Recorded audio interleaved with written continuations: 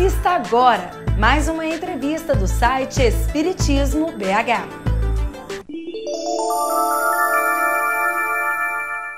Espiritismo BH recebe nosso querido companheiro Marcos Papa, que hoje vai nos ajudar na interpretação do sermão profético de Jesus. Seja bem-vindo, Marcos. Muito obrigado, mais uma vez aqui presente, no Espiritismo BH. É uma honra muito grande pelo trabalho que tem sido feito por esse site. Não só pela questão da divulgação, mas cada vez mais nós temos um número maior de fontes para pesquisar. Então eu fico muito honrado de estar presente aqui novamente. Marcos, onde se encontra registrado o sermão profético no Novo Testamento e em que local esse sermão foi realizado e quem presenciou essas palavras de Jesus? O sermão profético ele é encontrado nos evangelhos sinóticos, que são aqueles evangelhos semelhantes, O de Mateus, o de Marcos e o de Lucas. Em Mateus eu vou encontrar a partir do capítulo 24, entre o versículo 1 e versículo 33. Em Marcos eu encontro no capítulo 13, no versículo 1 até o versículo 27. E em Lucas eu encontro no capítulo 21, a partir do versículo 5 até o versículo 27. No início da passagem, percebemos que Jesus está saindo do templo em Jerusalém. Então, por aí a gente já sabe onde é a cidade. E logo em seguida, ele vai para o Monte das Oliveiras. E aí ele vai conversar com os apóstolos. E lá no Evangelho de Marcos são citados os 4 apóstolos, Eu vou encontrar com Pedro, Tiago, André e João. E nesse momento eles vão fazer uma pergunta ao mestre. Eles chegam para o mestre porque assim que Jesus sai do templo, os apóstolos estão contemplando a beleza do templo, eles estão observando e admirando o templo. Então Jesus vira e coloca uma frase muito clássica, muito conhecida. Esse templo será destruído, não sobrará pedra sobre pedra. Aí os apóstolos ficam extremamente curiosos. Eles ficam interessados no assunto e perguntam para Jesus: quando que vai acontecer essa destruição? E quando acontecer essa destruição, depois, onde será o fim dos tempos? Quando acontecerá o fim dos tempos? Marcos, após Jesus ter mencionado a destruição do templo, alguns apóstolos provocaram o seu discurso com 2 perguntas, que resultariam em 2 abordagens para o sermão. Você poderia nos explicar? Se formos olharmos sob a ótica da doutrina espírita, nós teremos aí uma divisão de tempo, porque primeiro Jesus fala sobre uma destruição. Ele tem um sermão apocalíptico, Porque o apocalipse em grego significa revelação. Então Jesus traz uma revelação para os apóstolos, que tempos difíceis estão chegando e que haverá a destruição do templo.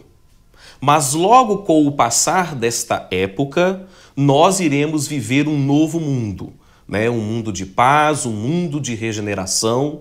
Então ele deixa esta esperança para os apóstolos, que será necessário os tempos difíceis, mas que logo a seguir virá uma nova época, que foi o que os apóstolos entenderam como o retorno de Jesus. Daí que se inicia a curiosidade, quando que isto vai acontecer? E aí os apóstolos perguntando, Jesus começa a falar, que de princípio teremos esses acontecimentos extremamente negativos e que eles fiquem preparados para tal. Agora, quando isso vier, terá a época certa que os apóstolos irão perceber. Então os apóstolos acharam que Jesus estava falando do seu próprio retorno?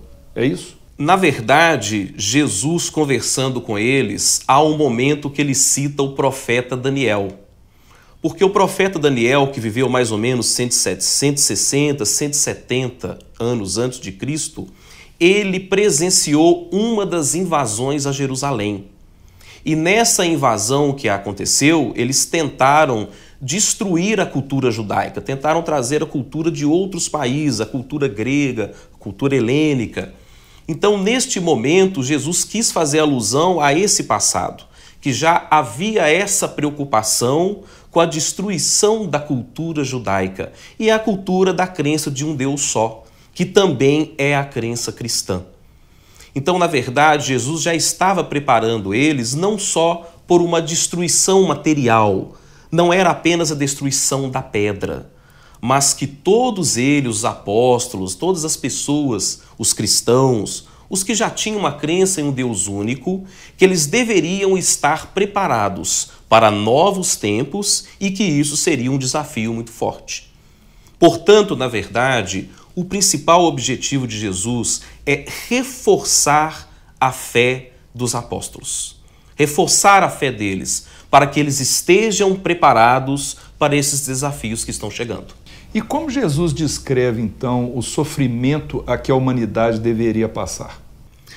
Portanto, nesta passagem, logo a seguir, Jesus começa a descrever diversos momentos de sacrifício, de tristeza. Ele fala sobre fome, ele fala sobre o céu escurecer, ele fala sobre nações que ficarão contra outras nações. E aí a gente lembra muito uma outra passagem de Jesus, quando ele diz que não veio trazer a paz, mas ele veio trazer a espada. De início, fica estranho interpretar essa passagem, mas como que Jesus ia trazer a espada e não a paz? E aí é que entra um momento muito interessante de se analisar as passagens bíblicas.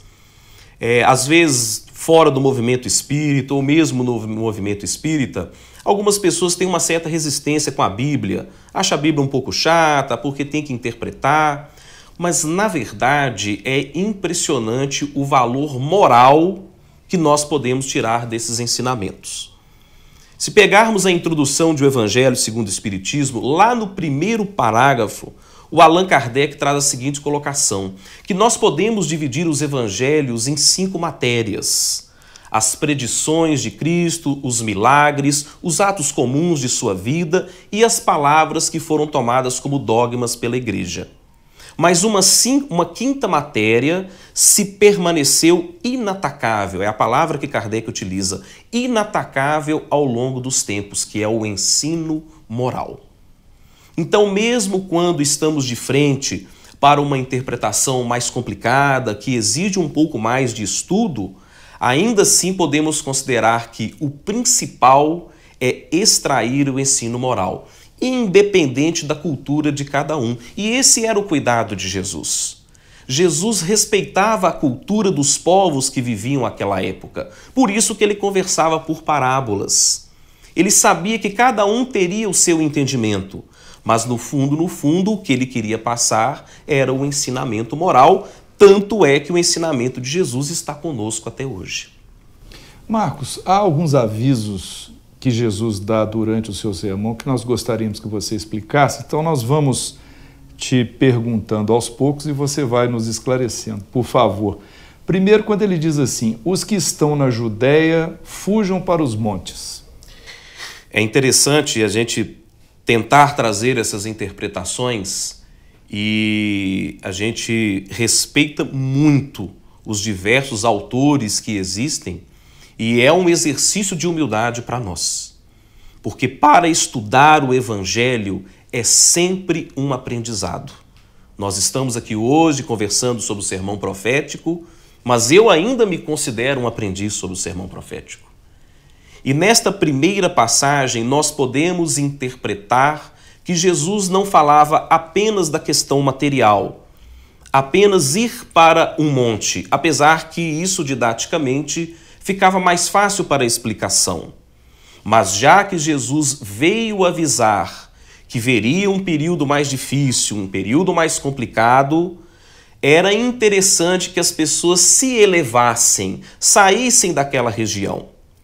Historicamente, se buscarmos aí 2 Bíblias muito tradicionais, que é a Bíblia de Jerusalém e a tradução ecumênica da Bíblia, a TEB, que é feita por vários autores e vários historiadores, eles nos trazem o seguinte conhecimento, que Jesus, ao falar da Judéia, ele estava englobando todas as raças. E mesmo aquele que se sentia confortável por estar no seu país, na sua nação, ele também sofreria.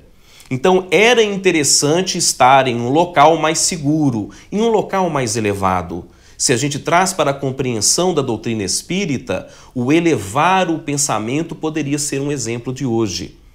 Vamos trazer para a nossa realidade, quando estamos, por exemplo, no trânsito, que é algo muito difícil de se conviver nos tempos de hoje.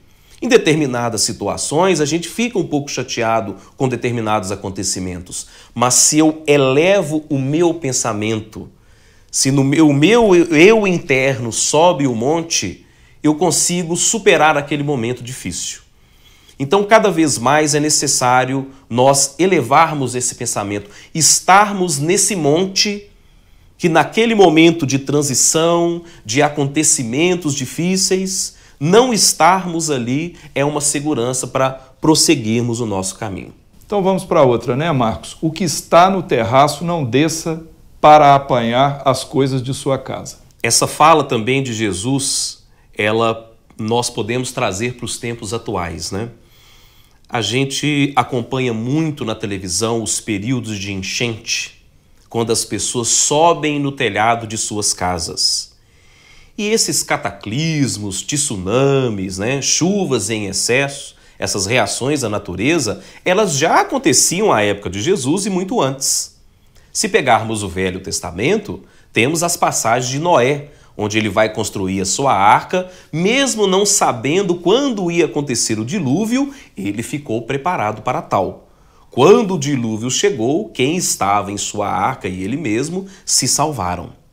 E Jesus, no seu discurso profético, no sermão profético, ele sempre faz alusão à questão da fé e da perseverança. Então, no momento em que um dilúvio passa por nossas vidas, e pegando esse exemplo prático, né, das chuvas, quando a gente vê lá na televisão a pessoa em cima da própria casa, ela não sai dali. Ela quer voltar para sua casa depois, mas naquele momento ela não pode descer, porque ela vai morrer afogada. Então ela fica em cima do seu telhado, mas tem a esperança que aquela água vai abaixar, ela vai poder retornar, vai encontrar tudo destruído, que tem a ver com a passagem de Cristo. Quando ele fala para os apóstolos que tempos difíceis, que eles virão viver esses tempos difíceis, quando eles descerem do monte, eles não vão encontrar a mesma coisa, já vão encontrar uma outra situação. Mas tem que se manter a fé, tem que se manter a perseverança. Então, quando a pessoa está no alto do telhado, num momento difícil como esse, num momento de um dilúvio moral que seja, porque a explicação, novamente, não é apenas a questão física, é também a questão moral, é o momento dela aguardar. O momento de saber voltar. E ali não é a hora. Então, Jesus deixa esse recado. Olha, você está em cima do telhado agora, fica por aí. Espera passar o dilúvio e tenha fé, que você um dia vai poder descer e continuar a sua vida. Ai das gestantes e das que amamentam nesses dias. No livro do Carlos Torres Pastorino, né, que ele faz uma análise do Evangelho, Sabedoria do Evangelho, ele faz uma lembrança que, dentro desta parte, Jesus estava se referindo à questão da velocidade para se fugir de um cataclisma ou de um forte problema que vai acontecer. Porque a mulher que está amamentando e está com um bebê, ela não vai ter condições de sair muito rápido daquela situação.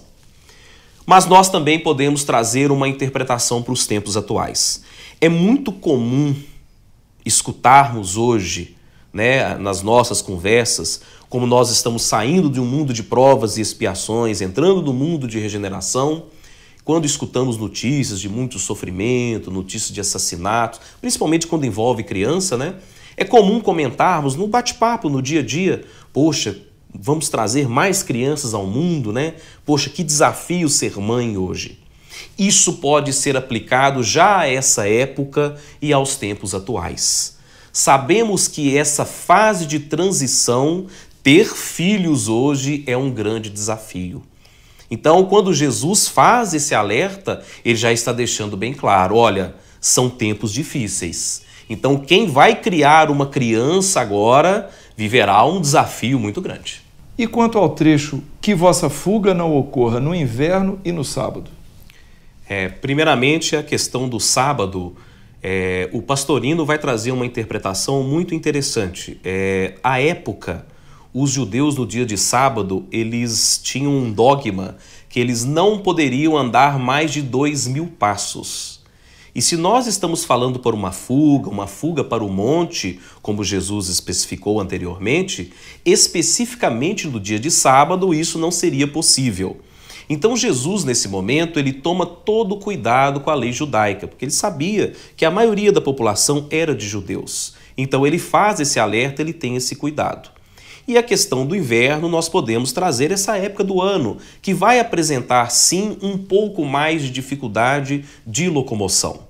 E aí, claro, nós podemos tirar diversas interpretações de como que seriam essas dificuldades, né? Tanto a dificuldade, eu agora estando encarnado, no momento de uma desencarnação, né, uma desencarnação mais violenta, num período mais conturbado.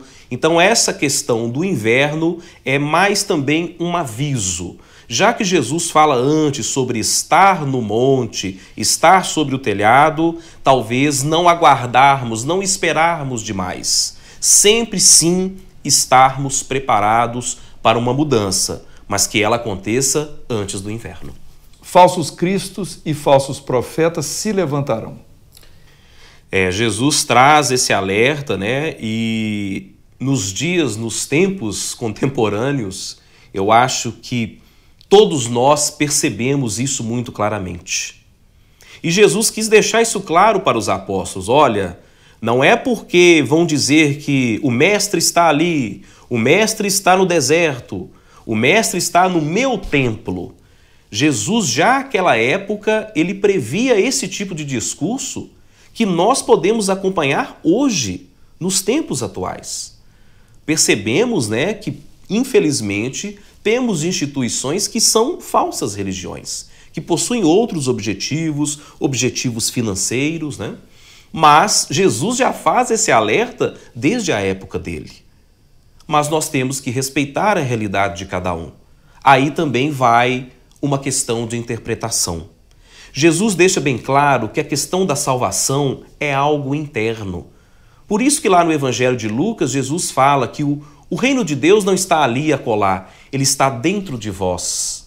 Então essa salvação que muitos buscam nessas instituições que são ditas religiosas, na verdade não é uma busca externa, não é um Jesus que vai ser oferecido. Essa busca ela é interna, é nossa, é uma conquista nossa. Então, infelizmente, essas pessoas que ainda não conseguiram buscar mais o eu interno, os falsos profetas acabam se aproveitando disso. Em seguida a esta era de transição, Jesus promete as recompensas. Quando e como isso se dará? Jesus, a todo momento que ele faz o seu sermão profético, que de início é bastante negativo, mas sempre ele reforça a questão da fé e a questão da perseverança. Jesus deixa muito claro uma nova e positiva fase que virá. E aí sim que ele fala sobre o seu retorno, não dando uma época numérica específica, mas ele deixa claro que em algum tempo os céus se abrirão, claro, ele vai usar a linguagem figurada, a linguagem para o entendimento da época, e os anjos soprarão as trombetas, onde as pessoas perceberão que iniciou uma nova era. Se buscarmos o último capítulo do livro A Gênese de Allan Kardec, Kardec fala sobre a nova geração e que nós iremos conhecer a nova geração por pessoas dotadas de uma inteligência acima da média e mais propensas para o bem. Jesus fala muito sobre isso também, que nós saberemos quando será a mudança dessa era. Por isso que ele fala logo após os falsos profetas, porque somos nós que iremos saber quando chegará essa época de uma convivência melhor. Então esta recompensa, em momento algum, Jesus fala de uma recompensa material. Ele deixa muito claro que é uma recompensa para a alma, uma recompensa para o espírito. Por isso que nas passagens anteriores ele faz alusão ao monte, de eu estar em um lugar mais elevado, que na verdade é a minha casa mental, é a minha própria alma, já que o reino de Deus está dentro de nós. E se a gente também vai lá em O Livro dos Espíritos, na questão 621, clássica pergunta, né? Onde está escrita a lei de Deus? Na consciência também, dentro de nós. Então a gente vê aí a coerência da doutrina espírita com os ensinamentos do Cristo. Marcos, há um trecho em que Jesus afirma: onde quer que esteja o cadáver, aí se ajuntarão as águias. O que ele quis dizer nesse trecho? É interessante porque nas publicações, né, nas várias Bíblias que nós temos hoje à disposição, nós vamos ter algumas em que se refere águias e outras que se referem a abutres. Em relação às águias, nós podemos interpretar como algo positivo, porque a águia, à época, ela era um símbolo de algo que se elevava. Então, quando eu falo de cadáver, né, e Jesus vem nos relatar sobre tempos difíceis, muitas das vezes as pessoas se sentiriam mortas, sem esperança alguma. Às vezes nós estamos vivos, mas estamos vivendo uma fase tão difícil em nossas vidas que nós nos sentimos mortos. E sempre virá a águia da esperança. Novamente, né, este foco que Jesus deu uma força muito grande, a perseverança, a fé. Então, a águia teria esse sentido desta nova era que virá após, né, os tempos difíceis, e as águias iriam erguer esse corpo, erguer esse cadáver. Então, essa é a primeira visão positiva que nós poderíamos ter dessa interpretação. Algumas Bíblias utilizam o termo abutres. Aí você vai avaliar de uma forma um pouco mais negativa, né? Porque você tem ali um cadáver, o abutre vai ali se alimentar daquilo. Mas Jesus, quando quis dizer aos apóstolos sobre os sinais da sua volta, ele usou esse termo, essa comparação, para dizer o seguinte: quando eu retornar, vocês vão ter tanta certeza, assim como um cadáver está rodeado de abutres. Porque quando isso acontece, naturalmente os abutres vão ficar próximo desse cadáver. Então, na verdade, Jesus quis dar esse reforço. Vocês vão saber quando eu retornar e que não será um falso profeta. Marcos, então agora para a gente encerrar a sua participação, como que nós devemos nos preparar para essa tal era de regeneração? Pois bem, né? Isso tem sido muito falado hoje nas casas espíritas, muito é conversado sobre essa questão. Em 1971, quando Chico Xavier deu uma entrevista na TV Tupi, o Pinga Fogo, a jornalista Eli Alves fez uma pergunta para Chico a respeito das mudanças do mundo, né? A gente vivia no início da década de 70 a guerra do Vietnã, uma iminência aí já de uma terceira guerra mundial e o movimento hippie que estava ficando cada vez mais forte. Questões do passado que hoje são extremamente atuais em contextos diferentes. E o Chico Xavier, quando veio responder, ele fala: olha, o próximo milênio será o milênio da regeneração. Será o milênio em que aprenderemos a conviver mais com as diferenças. Em momento algum, o Chico Xavier traz uma data específica. Há uma discussão muito grande no movimento espírita, tem um outro livrinho que chama Pinga Fogo com Chico Xavier, em que há um relato de um ano de 2057, eu respeito essa interpretação, eu prefiro não trabalhar com a questão dos números em específico, porque o futuro está sempre em movimento. E se o Espiritismo trabalha em suas bases o livre-arbítrio, eu estou sempre modificando o meu futuro. Então a questão da regeneração é algo que nós já estamos vivendo. Estamos sentindo essa transformação. Se pegarmos então a atualidade, as convulsões sociais, não apenas no Brasil, como as mudanças políticas em outros países do mundo, a preocupação que as grandes potências de hoje têm em não existir uma terceira guerra mundial, como existia na Guerra Fria, Um ou outro país hoje ainda tem essa preocupação com armas nucleares, mas ainda assim não é mais como foi antigamente, porque nós aprendemos. Nós aprendemos com duas grandes guerras que o sofrimento foi muito grande. Por isso que Jesus fala no sermão profético que estas passagens são necessárias. Que a pedra sobre pedra que será destruída no templo de Jerusalém, que isso é necessário para que aprendamos com essas vivências e que a gente, nesse aprendizado, olha, eu não quero viver isso mais. Eu agora quero um mundo de paz. Então, esta regeneração, a transição das provas e expiações para um mundo de regeneração, nada mais é do que nós mesmos descobrindo esse reino de Deus. Essa lei de Deus que está na nossa consciência. Demorou muito, já se passaram aí 2000 anos da visita do Cristo, ainda estamos aprendendo, porém, já conseguimos perceber que a mudança só partirá de nós. E o tempo todo Jesus falava sobre isso. Em momento algum ele deixava uma salvação que dependesse do próprio Cristo. Tanto é que na época da crucificação, Jesus carregando a sua própria cruz, tem um momento que ele fica extremamente cansado, abatido, surge a figura do Cirineu, que ajuda Jesus a carregar a cruz, mas por um momento. Quando Jesus volta de novo, ele pega novamente a sua cruz e vai até o fim. Ou seja, o próprio Jesus sendo o exemplo de que nós carregamos a nossa própria cruz. Então fica esse registro sobre esse início da era de regeneração, que não tem uma data específica, eu não preciso ficar esperando chegar aquele ano. Eu já posso fazer a minha regeneração. Eu que estou agora no monte, que subi ao padrão mais elevado, eu posso continuar com isso e auxiliar com que as outras pessoas também tenham a oportunidade de subir até esse monte. Ou seja, nós já podemos vivenciar essa regeneração desde já.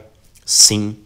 Poucos conseguiram vivenciar, como uma Madre Teresa, um Gandhi, o Chico Xavier, o Francisco de Assis. Mas nós percebemos que hoje, até mesmo, não só os famosos, mas temos pessoas anônimas. Quantas vezes a gente liga a televisão, o telejornal, uma senhora em um determinado bairro colocou 30 crianças de rua em sua casa e começou a cuidar deles. É uma pessoa que já está vivendo a sua regeneração. Uma pessoa que abre a sua casa para tratar de animais que estão machucados na rua. Uma pessoa que nem é veterinária. Quantos que já tiveram essa iniciativa? Isso já é o começo de uma regeneração. É o que o Kardec fala no último capítulo da Gênese, quando ele diz da nova geração que vai estar mais propensa para o bem.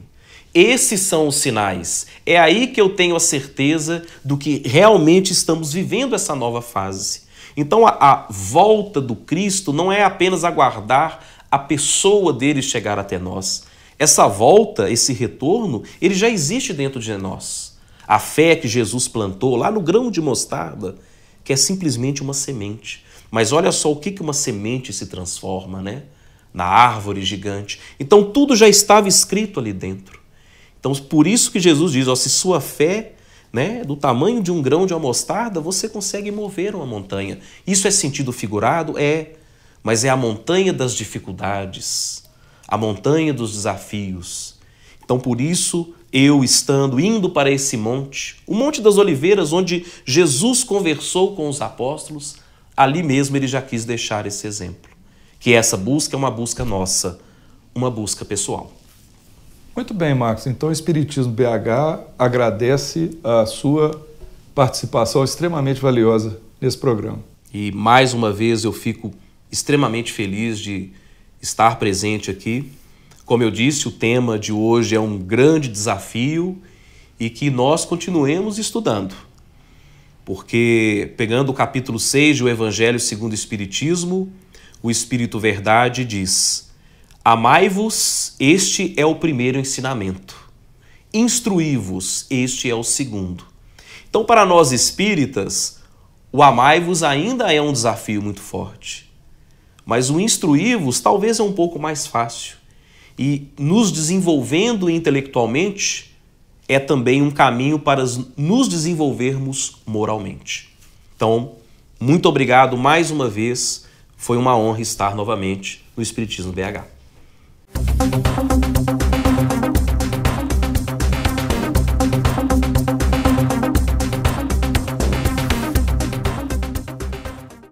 Esperamos que você tenha gostado deste vídeo. Deixe a sua opinião em nosso site.